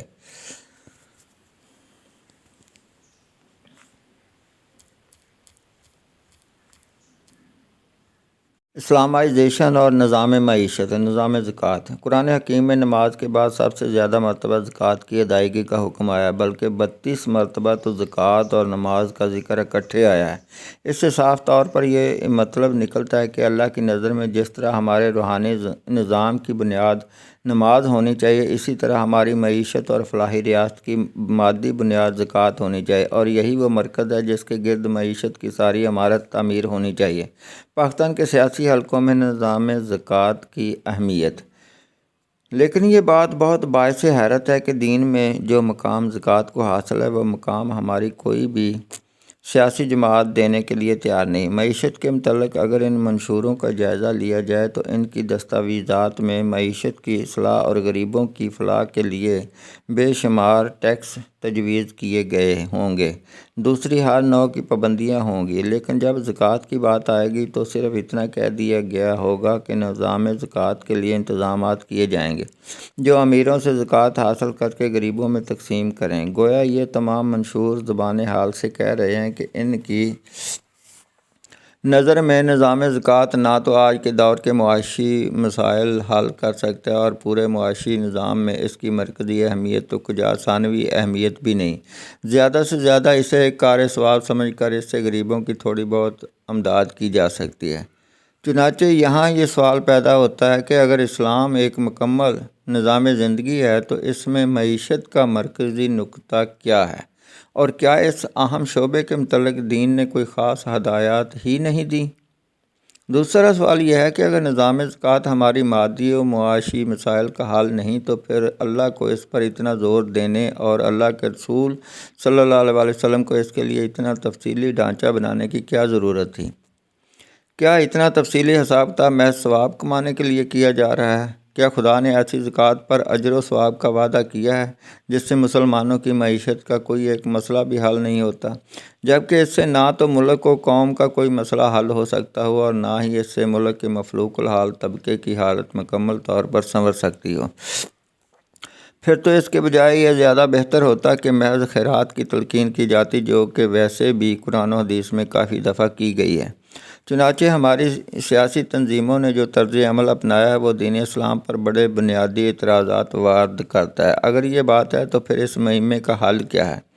دراصل یہ قصور کسی تنظیم کا نہیں، جب وہ دیکھتے ہیں کہ زکوٰۃ کی جو مدیں ہمارے ہاں پائی جاتی ہیں ان سے جتنی آمدنی متوقع ہے اس سے تو غریبوں کی اشکشوئی بھی نہیں ہو سکتی، کجا یہ کہ اس سے تمام کاروبار مملکت چلایا جائے، تو ان کے پاس اس کے سوا کوئی چارہ ہی نہیں رہ جاتا کہ معیشت کا مرکزی نقطہ تو اپنے ٹیکسوں کے نظام کو دیں اور ثواب کی خاطر زکوٰۃ کا تذکرہ بھی کر دیں۔ اس سے زکوٰۃ ایک مالی عبادت تو بن گئی مگر اس کا نظام معیشت سے کوئی خاص تعلق نہ رہا، حالانکہ اصل حقیقت یہ نہیں ہے۔ نظام زکوٰۃ ہی ہماری معیشت کا مرکزی ادارہ ہے، یہی ہمارا ٹیکسیشن سسٹم ہے، یہی ہمارے بجٹ کی بنیاد ہے۔ بدقسمتی یہ ہوئی کہ پچھلے 1000 سال میں اجتہاد کا دروازہ بند ہونے کی وجہ سے بدلتے ہوئے تمدنی تقاضوں کے ساتھ اس کے ہم آہنگ ہونے کی بنیادیں ہی ہماری نظر سے اوجھل ہو گئیں اور یہ ادارہ مکمل طور پر مردہ ہو گیا۔ صنعتی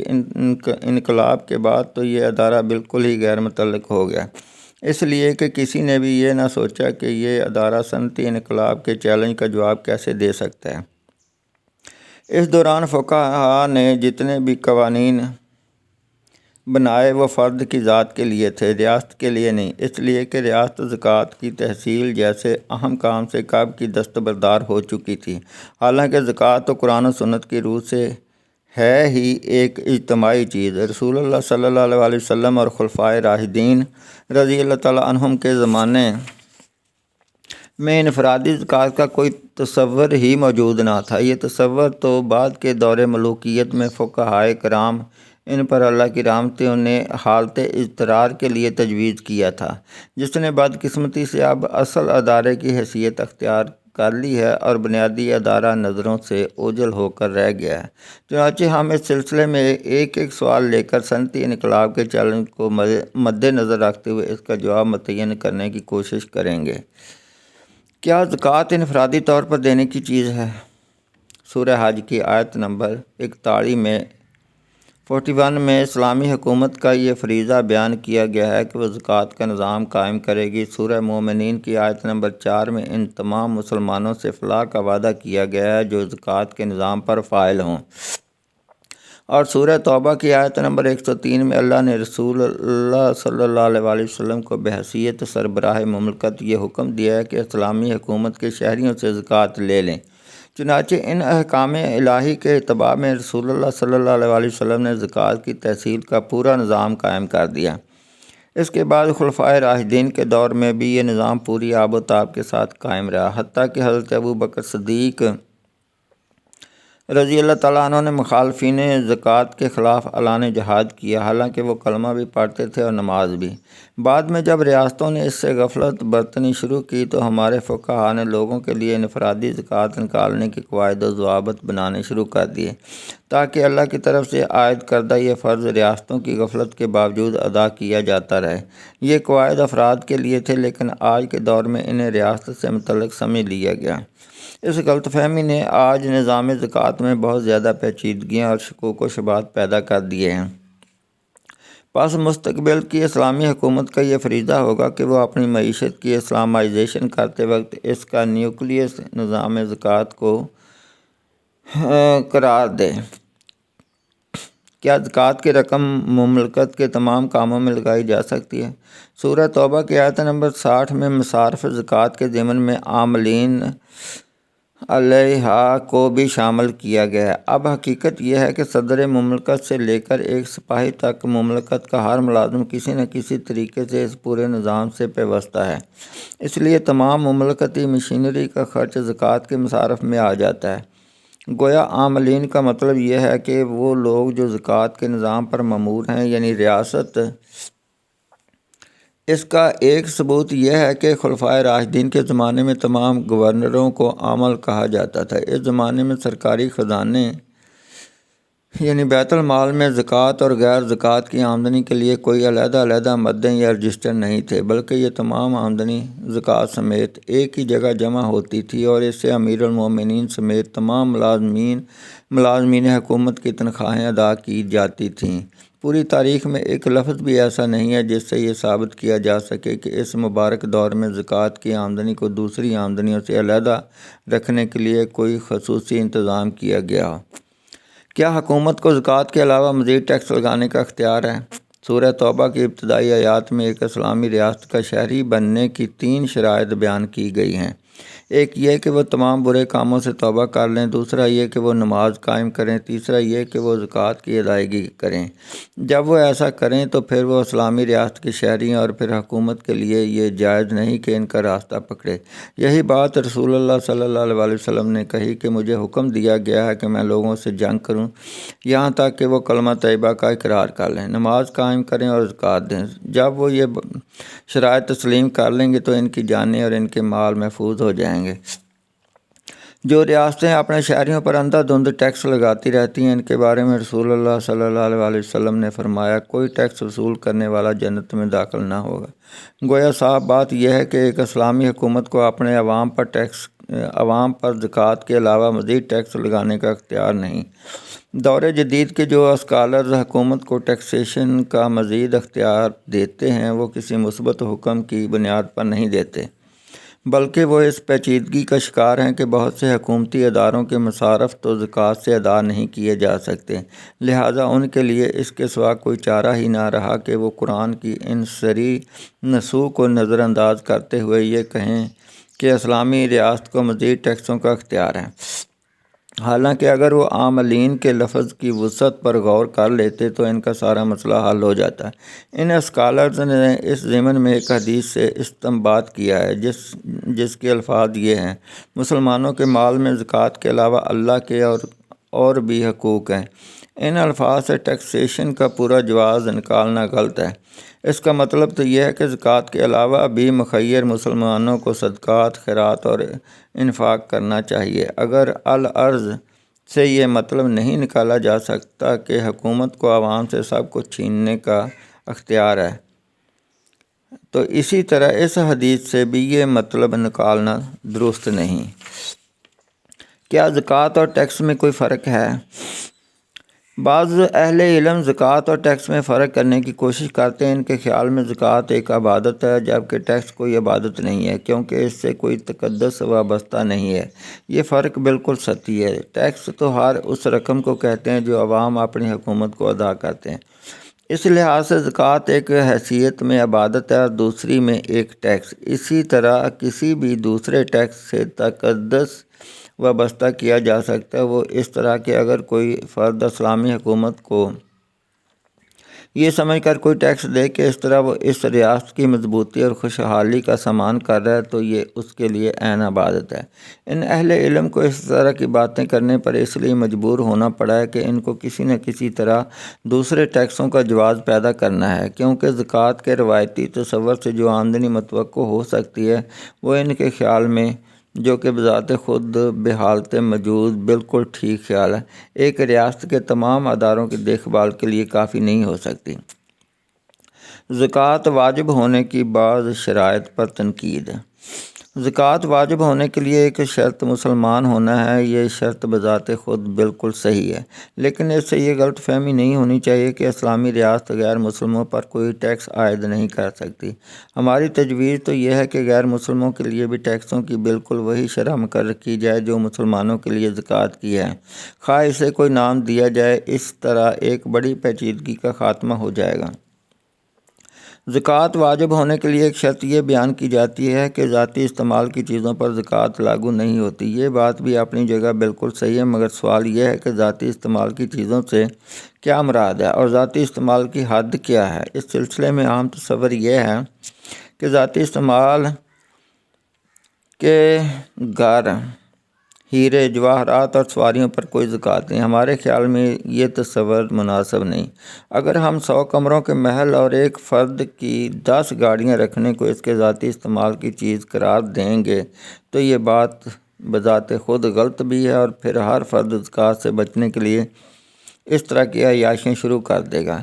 اسی طرح رسول اللہ صلی اللہ علیہ وسلم کے زمانے میں سونے چاندی کی جو حیثیت تھی، جس پر سورۃ توبہ کی آیت نمبر 13 میں بڑی سخت وعید آتی ہے، بعینہ وہی حیثیت آج ہیرے جواہرات اور بیش قیمت نادر چیزوں کی ہے۔ لہٰذا ہیرے جواہرات کو زکوٰۃ سے مستثنیٰ قرار دینے کی کوئی وجہ نظر نہیں آتی۔ ہمارے خیال میں ہر زمانے کی اسلامی ریاست کو یہ حق حاصل ہے کہ وہ اپنے حالات کے لحاظ سے ذاتی استعمال کی چیزوں کی ایک حد مقرر کر سکتی ہے، تاکہ نہ لوگوں میں عیاشی کا رجحان بڑھے اور نہ اس طریقے سے لوگ زکوٰۃ کی ادائیگی سے چھوٹ حاصل کریں۔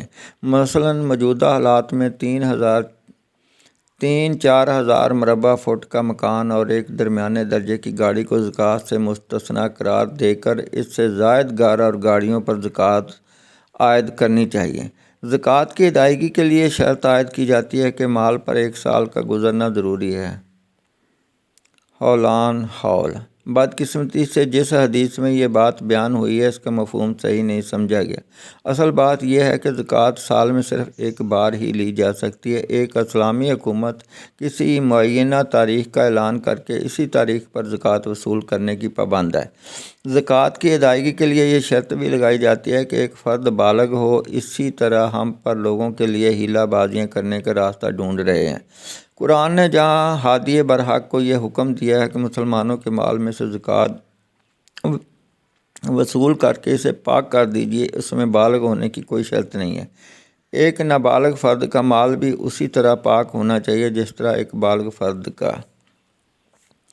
زکوٰۃ کی ادائیگی کے لیے عاقل ہونے کی شرط بھی لگائی جاتی ہے، حالانکہ یہ اصطلاح بذات خود متنازع ہے۔ ایک فرد پر سال کے کچھ حصے میں کبھی کبھار دیوانگی کے دورے پڑ سکتے ہیں، اسے آخر زکوٰۃ کیوں معاف کی جائے؟ بلکہ سورہ نساء کی آیت نمبر 5 کے مطابق تو یہ حق تک دیا گیا ہے کہ وہ بے سمجھوں سفہاء سے ان کے اپنے مال پر حق تصرف بھی ختم کر دے، کیونکہ وہ اس کی قدر و قیمت نہیں جانتے۔ لہٰذا ہمارے خیال میں یہ شرط بھی موجودہ حالت میں نہیں ہونی چاہیے۔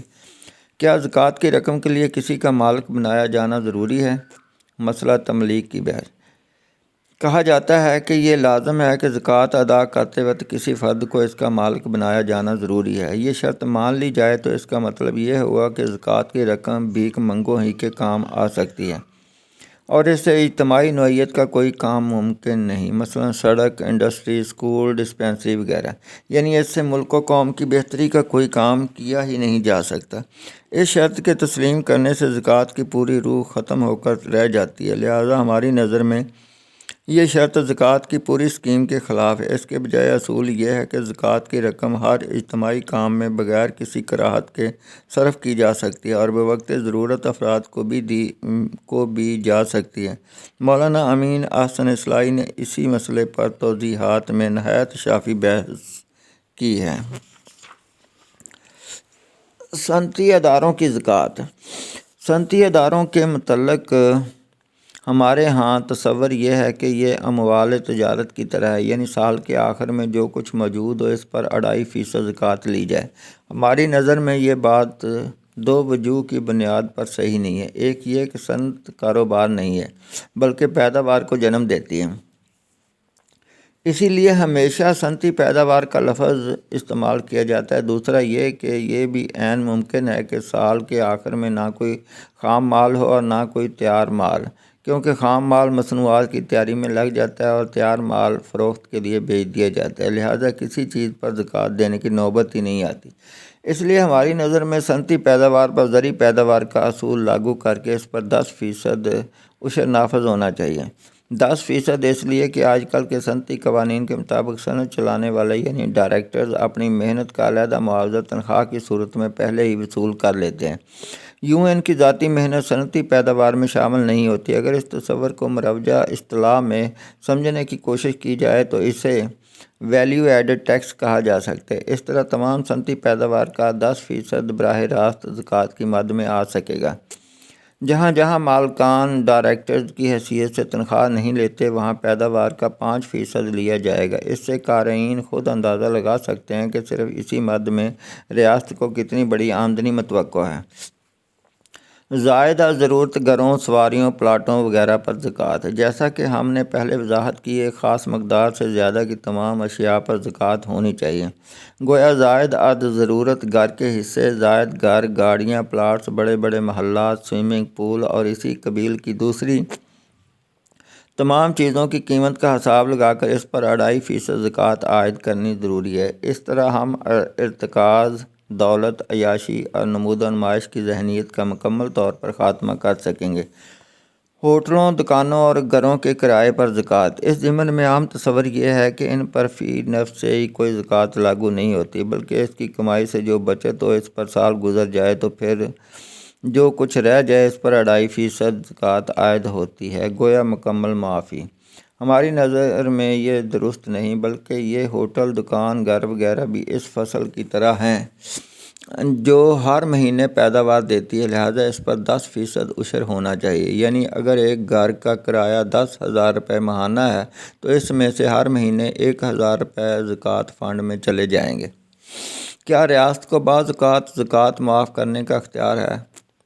اگر بعض اوقات ریاست مخصوص حالات میں کچھ مخصوص چیزوں پر زکوٰۃ معاف کرنا چاہے تو اسے اس کا اختیار ہے۔ رسول اللہ صلی اللہ علیہ وسلم نے اپنے زمانے میں گھوڑوں پر زکوٰۃ معاف کر دی تھی تاکہ لوگ جہاد کے لیے زیادہ سے زیادہ گھوڑے پالیں۔ جب حضرت عمر فاروق رضی اللہ تعالیٰ عنہ کے دور میں باقاعدہ فوج بن گئی اور اس کی ضرورت نہ رہی تو انہوں نے گھوڑوں پر زکوٰۃ عائد کر دی۔ اسی طرح رسول اللہ صلی اللہ علیہ وسلم کے دور میں ترکاریوں وغیرہ پر بھی زکوٰۃ عائد نہیں تھی، اس لیے کہ ان کے جلد خراب ہونے کی خاصیت کی بنا پر ان کے جمع کرنے کا کوئی انتظام اس وقت ممکن نہیں تھا۔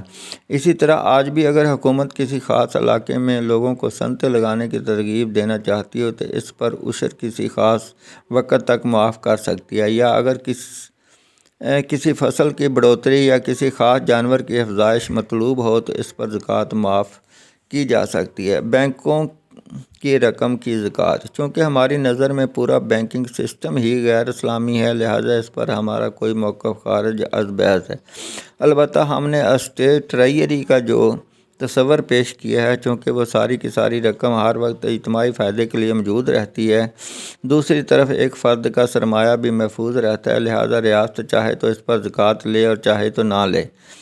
پاکستان کی صورتحال میں ہماری رائے میں حکمت عملی یہ ہونی چاہیے کہ جب تک اس رقم سے لگائی گئی صنعتوں تفصیلات کے لیے باب ہشت ملاحظہ کیجیے، کوئی آمدنی شروع نہ ہو تب تک اس پر کوئی زکوٰۃ نہ لی جائے، تاکہ لوگوں کو ریاستی خزانے میں رقم جمع کرنے کی ترغیب ملے، اور جب اس سے آمدنی شروع ہو تو بچت کنندگان کو آمدنی میں سے بھی حصہ دیا جائے اور ان سے زکوٰۃ بھی کاٹی جائے۔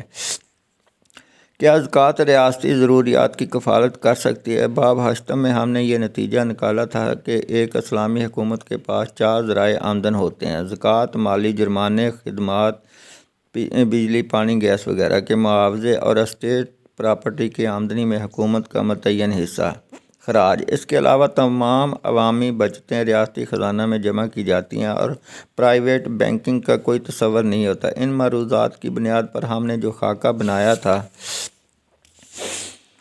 اس سے یہ بخوبی ثابت ہوتا ہے کہ ان بنیادوں پر بنائی جانے والی معاشی پالیسی والی ریاست کے پاس موجودہ صورتحال سے کئی گنا زیادہ سرمایہ ہر وقت موجود ہوگا۔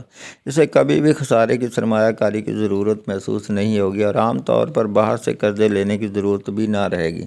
ہمارے سامنے اصل مسئلہ یہ ہے کہ زکوٰۃ کا جو سرمایہ دارانہ انفرادی تصور ہمارے ہاں جڑ پکڑ گیا ہے، اس تصور کو توڑ کر قرآن و سنت سے استنباط کر کے فلاحی اور اجتہادی نقطہ نظر اختیار کر کے ملک و قوم کے سلگتے ہوئے مسائل کو حل کرنے کی صحیح کی جائے۔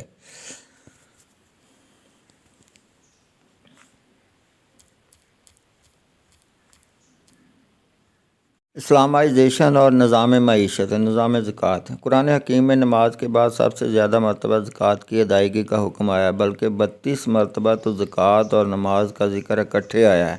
اس سے صاف طور پر یہ مطلب نکلتا ہے کہ اللہ کی نظر میں جس طرح ہمارے روحانی نظام کی بنیاد نماز ہونی چاہیے، اسی طرح ہماری معیشت اور فلاحی ریاست کی مادی بنیاد زکوٰۃ ہونی چاہیے، اور یہی وہ مرکز ہے جس کے گرد معیشت کی ساری عمارت تعمیر ہونی چاہیے۔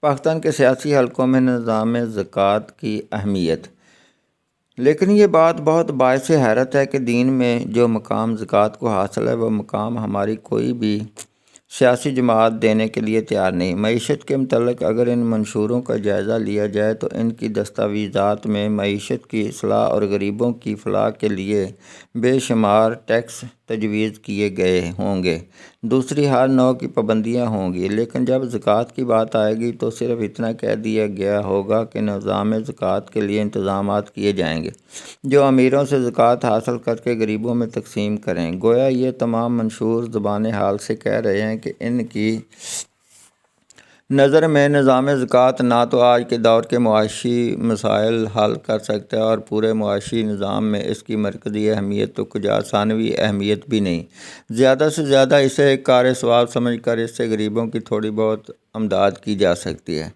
چنانچہ یہاں یہ سوال پیدا ہوتا ہے کہ اگر اسلام ایک مکمل نظام زندگی ہے تو اس میں معیشت کا مرکزی نقطہ کیا ہے، اور کیا اس اہم شعبے کے متعلق دین نے کوئی خاص ہدایات ہی نہیں دی؟ دوسرا سوال یہ ہے کہ اگر نظام زکوٰۃ ہماری مادی و معاشی مسائل کا حل نہیں تو پھر اللہ کو اس پر اتنا زور دینے اور اللہ کے رسول صلی اللہ علیہ وسلم کو اس کے لیے اتنا تفصیلی ڈھانچہ بنانے کی کیا ضرورت تھی؟ کیا اتنا تفصیلی حساب کتاب محض ثواب کمانے کے لیے کیا جا رہا ہے؟ کیا خدا نے ایسی زکوٰۃ پر اجر و ثواب کا وعدہ کیا ہے جس سے مسلمانوں کی معیشت کا کوئی ایک مسئلہ بھی حل نہیں ہوتا، جبکہ اس سے نہ تو ملک و قوم کا کوئی مسئلہ حل ہو سکتا ہو اور نہ ہی اس سے ملک کے مفلوق الحال طبقے کی حالت مکمل طور پر سنور سکتی ہو؟ پھر تو اس کے بجائے یہ زیادہ بہتر ہوتا کہ محض خیرات کی تلقین کی جاتی، جو کہ ویسے بھی قرآن و حدیث میں کافی دفعہ کی گئی ہے۔ چنانچہ ہماری سیاسی تنظیموں نے جو طرز عمل اپنایا ہے وہ دین اسلام پر بڑے بنیادی اعتراضات وارد کرتا ہے۔ اگر یہ بات ہے تو پھر اس مہمے کا حل کیا ہے؟ دراصل یہ قصور کسی تنظیم کا نہیں، جب وہ دیکھتے ہیں کہ زکوٰۃ کی جو مدیں ہمارے ہاں پائی جاتی ہیں ان سے جتنی آمدنی متوقع ہے اس سے تو غریبوں کی اشکشوئی بھی نہیں ہو سکتی، کجا یہ کہ اس سے تمام کاروبار مملکت چلایا جائے، تو ان کے پاس اس کے سوا کوئی چارہ ہی نہیں رہ جاتا کہ معیشت کا مرکزی نقطہ تو اپنے ٹیکسوں کے نظام کو دیں اور ثواب کی خاطر زکوٰۃ کا تذکرہ بھی کر دیں۔ اس سے زکوٰۃ ایک مالی عبادت تو بن گئی، مگر اس کا نظام معیشت سے کوئی خاص تعلق نہ رہا۔ حالانکہ اصل حقیقت یہ نہیں ہے، نظام زکوٰۃ ہی ہماری معیشت کا مرکزی ادارہ ہے، یہی ہمارا ٹیکسیشن سسٹم ہے، یہی ہمارے بجٹ کی بنیاد ہے۔ بدقسمتی یہ ہوئی کہ پچھلے 1000 سال میں اجتہاد کا دروازہ بند ہونے کی وجہ سے بدلتے ہوئے تمدنی تقاضوں کے ساتھ اس کے ہم آہنگ ہونے کی بنیادیں ہی ہماری نظر سے اوجھل ہو گئیں اور یہ ادارہ مکمل طور پر مردہ ہو گیا۔ صنعتی انقلاب کے بعد تو یہ ادارہ بالکل ہی غیر متعلق ہو گیا، اس لیے کہ کسی نے بھی یہ نہ سوچا کہ یہ ادارہ صنعتی انقلاب کے چیلنج کا جواب کیسے دے سکتا ہے۔ اس دوران فقہاء نے جتنے بھی قوانین بنائے وہ فرد کی ذات کے لیے تھے، ریاست کے لیے نہیں، اس لیے کہ ریاست زکوٰۃ کی تحصیل جیسے اہم کام سے کب کی دستبردار ہو چکی تھی۔ حالانکہ زکوٰۃ تو قرآن و سنت کی روح سے ہے ہی ایک اجتماعی چیز۔ رسول اللہ صلی اللہ علیہ وسلم اور خلفائے راشدین رضی اللہ تعالیٰ عنہم کے زمانے میں انفرادی زکوٰۃ کا کوئی تصور ہی موجود نہ تھا۔ یہ تصور تو بعد کے دور ملوکیت میں فقہائے کرام ان پر اللہ کی رحمتوں نے حالت اضطرار کے لیے تجویز کیا تھا، جس نے بدقسمتی سے اب اصل ادارے کی حیثیت اختیار کر لی ہے اور بنیادی ادارہ نظروں سے اوجھل ہو کر رہ گیا ہے۔ چنانچہ ہم اس سلسلے میں ایک ایک سوال لے کر صنعتی انقلاب کے چیلنج کو مد نظر رکھتے ہوئے اس کا جواب متعین کرنے کی کوشش کریں گے۔ کیا زکوٰۃ انفرادی طور پر دینے کی چیز ہے؟ سورہ حج کی آیت نمبر 41 میں 41 میں اسلامی حکومت کا یہ فریضہ بیان کیا گیا ہے کہ وہ زکوٰۃ کا نظام قائم کرے گی۔ سورہ مومنین کی آیت نمبر 4 میں ان تمام مسلمانوں سے فلاح کا وعدہ کیا گیا ہے جو زکوٰۃ کے نظام پر فائل ہوں، اور سورہ توبہ کی آیت نمبر 103 میں اللہ نے رسول اللہ صلی اللہ علیہ وسلم کو بحیثیت سربراہ مملکت یہ حکم دیا ہے کہ اسلامی حکومت کے شہریوں سے زکوٰۃ لے لیں۔ چنانچہ ان احکام الہی کے اتباع میں رسول اللہ صلی اللہ علیہ وسلم نے زکوٰۃ کی تحصیل کا پورا نظام قائم کر دیا۔ اس کے بعد خلفائے راشدین کے دور میں بھی یہ نظام پوری آب و تاب کے ساتھ قائم رہا، حتیٰ کہ حضرت ابوبکر صدیق رضی اللہ تعالیٰ عنہ نے مخالفین زکوٰۃ کے خلاف اعلان جہاد کیا، حالانکہ وہ کلمہ بھی پڑھتے تھے اور نماز بھی۔ بعد میں جب ریاستوں نے اس سے غفلت برتنی شروع کی تو ہمارے فقہا نے لوگوں کے لیے انفرادی زکوٰۃ نکالنے کے قواعد و ضوابط بنانے شروع کر دیے، تاکہ اللہ کی طرف سے عائد کردہ یہ فرض ریاستوں کی غفلت کے باوجود ادا کیا جاتا رہے۔ یہ قواعد افراد کے لیے تھے، لیکن آج کے دور میں انہیں ریاست سے متعلق سمجھ لیا گیا۔ اس غلط فہمی نے آج نظام زکوٰۃ میں بہت زیادہ پیچیدگیاں اور شکوک و شبہات پیدا کر دیے ہیں۔ پس مستقبل کی اسلامی حکومت کا یہ فریضہ ہوگا کہ وہ اپنی معیشت کی اسلامائزیشن کرتے وقت اس کا نیوکلیس نظام زکوٰۃ کو قرار دے۔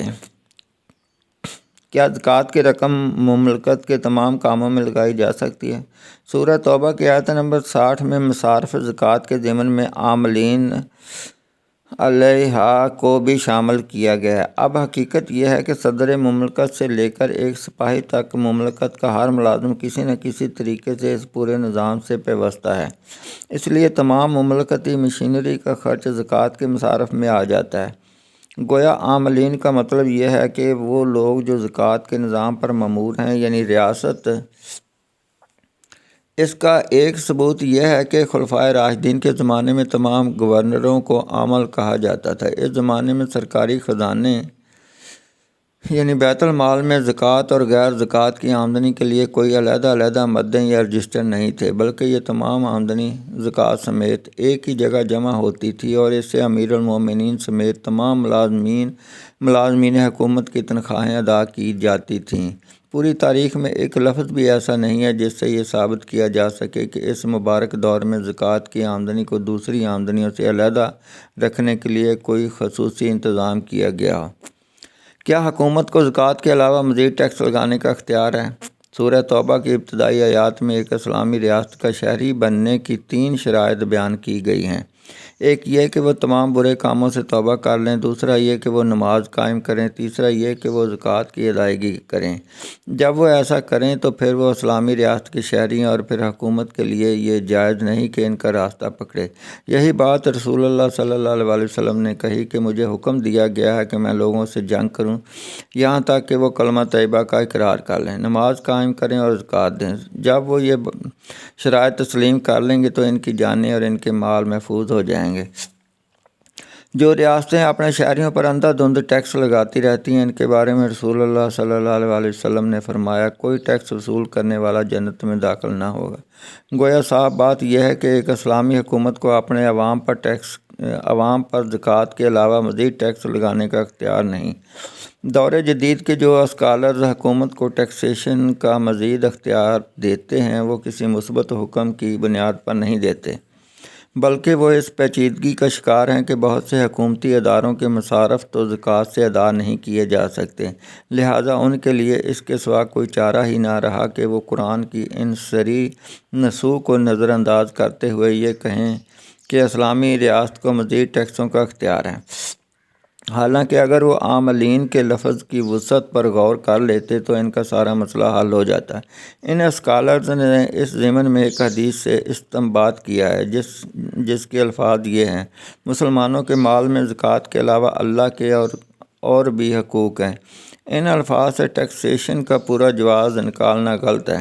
اس کا مطلب تو یہ ہے کہ زکوٰۃ کے علاوہ بھی مخیر مسلمانوں کو صدقات، خیرات اور انفاق کرنا چاہیے۔ اگر العرض سے یہ مطلب نہیں نکالا جا سکتا کہ حکومت کو عوام سے سب کچھ چھیننے کا اختیار ہے، تو اسی طرح اس حدیث سے بھی یہ مطلب نکالنا درست نہیں۔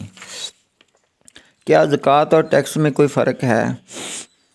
بعض اہل علم زکوٰۃ اور ٹیکس میں فرق کرنے کی کوشش کرتے ہیں۔ ان کے خیال میں زکوٰۃ ایک عبادت ہے، جبکہ ٹیکس کوئی عبادت نہیں ہے، کیونکہ اس سے کوئی تقدس وابستہ نہیں ہے۔ یہ فرق بالکل سطحی ہے۔ ٹیکس تو ہر اس رقم کو کہتے ہیں جو عوام اپنی حکومت کو ادا کرتے ہیں۔ اس لحاظ سے زکوٰۃ ایک حیثیت میں عبادت ہے اور دوسری میں ایک ٹیکس۔ اسی طرح کسی بھی دوسرے ٹیکس سے تقدس وابستہ کیا جا سکتا ہے، وہ اس طرح کہ اگر کوئی فرد اسلامی حکومت کو یہ سمجھ کر کوئی ٹیکس دے کہ اس طرح وہ اس ریاست کی مضبوطی اور خوشحالی کا سامان کر رہا ہے، تو یہ اس کے لیے عین عبادت ہے۔ ان اہل علم کو اس طرح کی باتیں کرنے پر اس لیے مجبور ہونا پڑا ہے کہ ان کو کسی نہ کسی طرح دوسرے ٹیکسوں کا جواز پیدا کرنا ہے، کیونکہ زکوٰۃ کے روایتی تصور سے جو آمدنی متوقع ہو سکتی ہے وہ ان کے خیال میں، جو کہ بذات خود بحالت موجود بالکل ٹھیک خیال ہے، ایک ریاست کے تمام اداروں کی دیکھ بھال کے لیے کافی نہیں ہو سکتی۔ زکوٰۃ واجب ہونے کی بعض شرائط پر تنقید۔ زکوٰۃ واجب ہونے کے لیے ایک شرط مسلمان ہونا ہے۔ یہ شرط بذات خود بالکل صحیح ہے، لیکن اس سے یہ غلط فہمی نہیں ہونی چاہیے کہ اسلامی ریاست غیر مسلموں پر کوئی ٹیکس عائد نہیں کر سکتی۔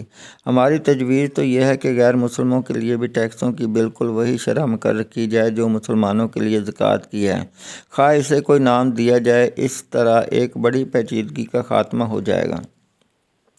زکوٰۃ واجب ہونے کے لیے ایک شرط یہ بیان کی جاتی ہے کہ ذاتی استعمال کی چیزوں پر زکوٰۃ لاگو نہیں ہوتی۔ یہ بات بھی اپنی جگہ بالکل صحیح ہے، مگر سوال یہ ہے کہ ذاتی استعمال کی چیزوں سے کیا مراد ہے اور ذاتی استعمال کی حد کیا ہے۔ اس سلسلے میں عام تصور یہ ہے کہ ذاتی استعمال کے گھر، ہیرے جواہرات اور سواریوں پر کوئی زکوٰۃ نہیں۔ ہمارے خیال میں یہ تصور مناسب نہیں۔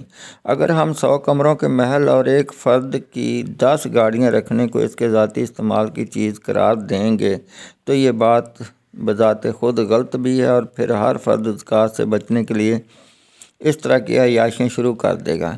اسی طرح رسول اللہ صلی اللہ علیہ وسلم کے زمانے میں سونے چاندی کی جو حیثیت تھی، جس پر سورۃ توبہ کی آیت نمبر 13 میں بڑی سخت وعید آتی ہے، بعینہ ہی وہی حیثیت آج ہیرے جواہرات اور بیش قیمت نادر چیزوں کی ہے۔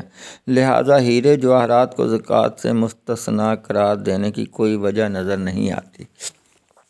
ہمارے خیال میں ہر زمانے کی اسلامی ریاست کو یہ حق حاصل ہے کہ وہ اپنے حالات کے لحاظ سے ذاتی استعمال کی چیزوں کی ایک حد مقرر کر سکتی ہے، تاکہ نہ لوگوں میں عیاشی کا رجحان بڑھے اور نہ اس طریقے سے لوگ زکوٰۃ کی ادائیگی سے چھوٹ حاصل کریں۔ مثلاً موجودہ حالات میں 3-4 ہزار مربع فٹ کا مکان اور ایک درمیانے درجے کی گاڑی کو زکوٰۃ سے مستثنیٰ قرار دے کر اس سے زائد گھر اور گاڑیوں پر زکوٰۃ عائد کرنی چاہیے۔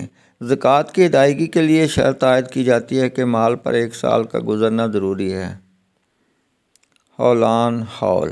بدقسمتی سے جس حدیث میں یہ بات بیان ہوئی ہے اس کا مفہوم صحیح نہیں سمجھا گیا۔ اصل بات یہ ہے کہ زکوٰۃ سال میں صرف ایک بار ہی لی جا سکتی ہے۔ ایک اسلامی حکومت کسی معینہ تاریخ